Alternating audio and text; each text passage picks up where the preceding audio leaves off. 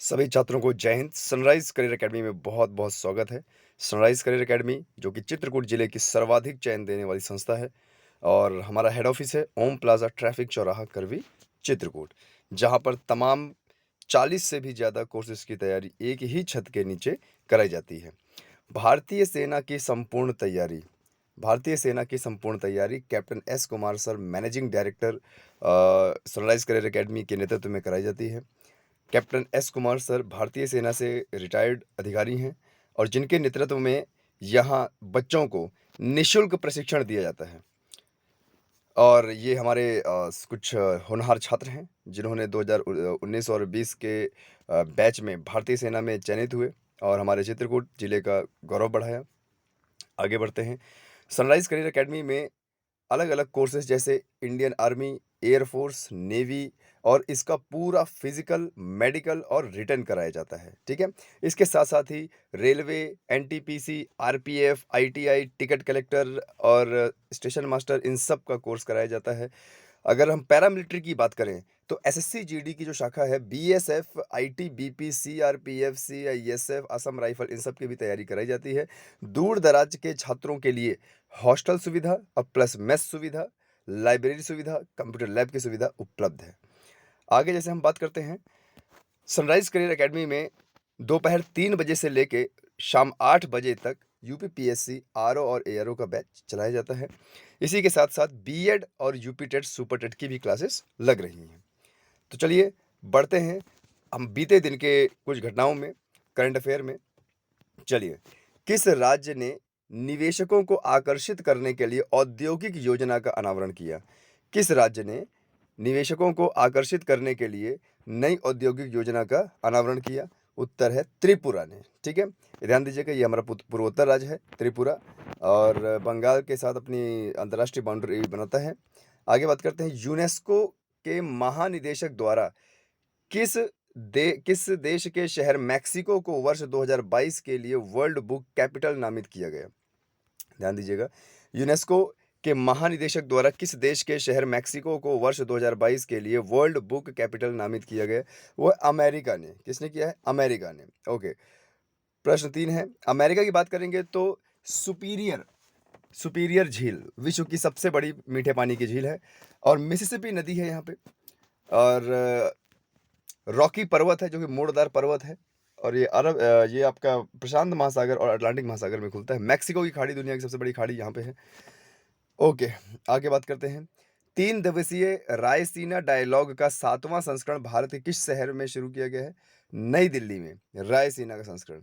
नई दिल्ली की बात करें तो नई दिल्ली राजधानी है हमारे देश की और तमाम यहाँ पर मंत्रालय और जो भी हमारा पीएमओ ऑफिस है वो सब यहीं पे है। राष्ट्रपति भवन भी यहाँ है, रायसीन पहाड़ी के ऊपर। रायसीन पहाड़ी अरावली श्रेणी की श्रृंखला है। हाल ही में यूनिसेफ के युवा बोर्ड के सह अध्यक्ष के रूप में किसे चुना गया? अश्विन यार्डी को, ठीक है? ध्यान दीजिएगा क्या बोल रहा है? हाल ही में यूनिसेफ के युवा बोर्ड के सह अध्यक्ष के रूप में चुना गया है अश्विन यार्ड को, ठीक है? ओके, आगे बढ़ते हैं। किसने 6 से 12 वर्ष की आयु के बच्चों के लिए भारत बायोटेक के कोवैक्सीन का आपातकालीन उपयोग की मंजूरी दे दी है? डीसीजीआई ने, ठीक है? आगे बात करते हैं। किस राज्य के खोंगजोम युद्ध स्मारक परिसर में खोंगजोम दिवस मनाया गया है? मणिपुर राज्य में, ठीक है? आगे बढ़ते हैं। मणिपुर की बात करें तो जो मणिपुर राज्य नागालैंड से थोड़ा-सा नीचे है। यहाँ पर आप बोल सकते हो कि म्यांमार से ये अपनी अंतर्राष्ट्रीय रेखा बनाता है और हिमालय का सिंटेक्सियल बेंड यहीं से होकर गुजरता है। मणिपुर में है कैबुल लामजाओ राष्ट्रीय उद्यान जो कि लोकतक झील में है और ये मणिपुर का कैबुल लामजाओ ये तैरता हुआ राष्ट्रीय अभ्यारण्य है जो हमारे लिए इंपॉर्टेंट है। प्रश्न 7, John F Kennedy library foundation ने पहली बार कितने व्यक्तियों को John F Kennedy profile in courage award 2022 से सम्मानित किया? 5 व्यक्तियों ने, 5 व्यक्तियों को। आगे बढ़ते हैं। पीएम मोदी जी और किसने यूरोपीय संघ भारत व्यापार और प्रौद्योगिकी परिषद के शुभारंभ की घोषणा की है? यूरोपीय आयोग के अध्यक्ष उर्सुला वॉन डेर लेयन ने, ठीक है। आगे बढ़ते हैं। एलॉन मस्क ने कितने बिलियन डॉलर में ट्विटर सोशल मीडिया कंपनी का अधिग्रहण करने की घोषणा की? 44 मिलियन डॉलर। ट्विटर अलग कंपनी। एलॉन मस्क एक अमेरिकी नागरिक है जिसकी कंपनी है एक्स स्पेस और स्पेस एक्स और टेस्ला, और ये बहुत ही कम दामों में कोई भी रॉकेट हमारे अर्थ के निचले ऑर्बिट में भेजने में सक्षम है। 90% तक पैसा कम लगता है इनके स्पेस एक्स से।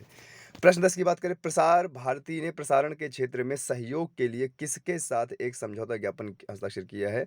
Argentino radio television, RTA, Argentino radio television, ठीक है। ओके, आगे बात करते हैं।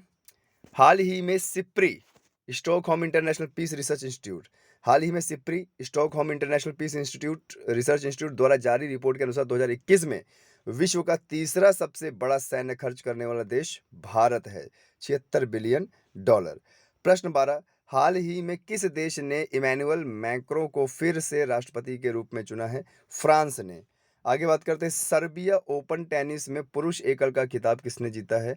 रूस के एंडी रूबलेव ने, ठीक है। आगे बढ़ते हैं।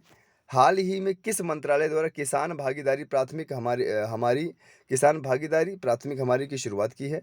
कृषि एवं किसान कल्याण मंत्रालय। हाल ही में दीपक पुनिया ने एशिया कुश्ती चैंपियनशिप में कौन सा पदक जीता है? रजत पदक जीता है, ठीक है। आए समझ में। आगे बात करते हैं।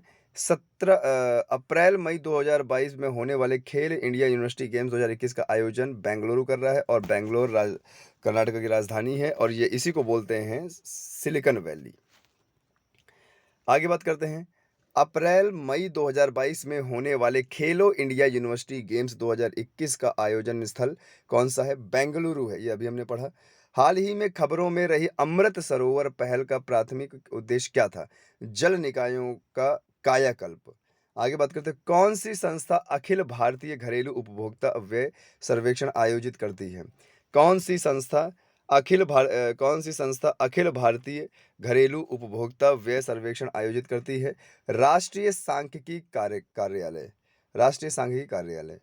प्रश्न 20, रायसीन डायलॉग जिसका हाल ही में उद्घाटन किया गया किस क्षेत्र के अंदर आता है? विदेश नीति के अंतर्गत आता है, ठीक है। ओके, तो ये थे आज के हमारे करंट अफेयर्स। लगे रहिए। जय हिंद, जय भारत।